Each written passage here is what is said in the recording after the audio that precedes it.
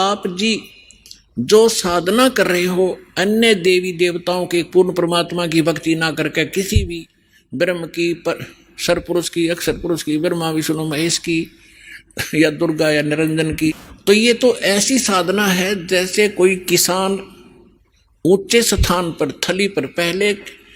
वर्षा पर आधारित थे सभी मानव समाज, और उस समय गरीबदास जी ने भी किसान थे। गरीबदास जी जाट ग्रुप में जाट जाति से थे और अपने वहाँ के साथी जो किसान थे उनको भी समझाना था। इसलिए बता रहे हैं कि जो मैं भक्ति बता रहा हूँ जिस भगवान की, उसकी साधना ना करके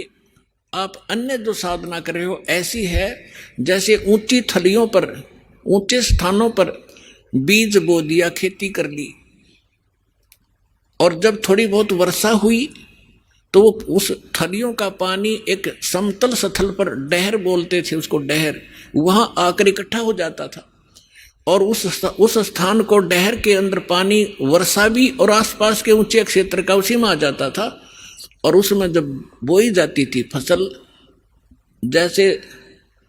ऊंची थलियों पर बोई हुई तो वो होती ही नहीं थी,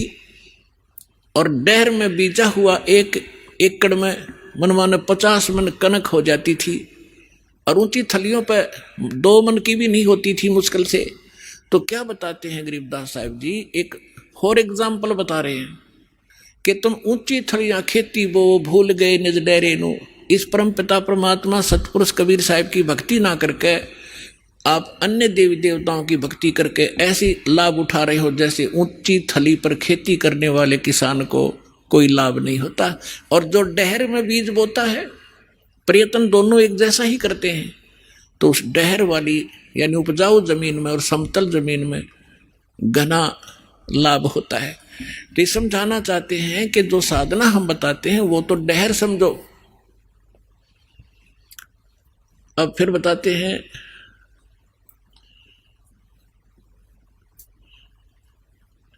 गोता मारूं स्वर्ग में जा बैठूं पाताले, गरीबदास ढूंढता फेरूं अपने हीरे मोती लाल। चारों युग में मेरे संत पुकारे और कूक कहा हम हेल रे, हीरे माणिक मोती बरस ये जग चुगता ढेल रे। परमात्मा कबीर जी से प्राप्त ज्ञान को कैसे विश्लेषण कर रहे हैं गरीबदास जी। कबीर साहब बता रहे हैं कि चारों युगों में मैं आया, अच्छी आत्माओं को मिला, उनको तत्व ज्ञान और यथार्थ स्थान से परिचित करवाया, सतभक्ति से परिचित कराया, और ये चारों युग में संत पुकारे और कूक कहा हम हेल रे, हीरे माणिक मोती बरसे ये जग चुगता ढेल रे। हम तत्व ज्ञान और यथार्थ साधना रूपी हीरे मोती लालों को बखेर रहे हैं, और आप जी इस ज्ञान से परिचित न होने के कारण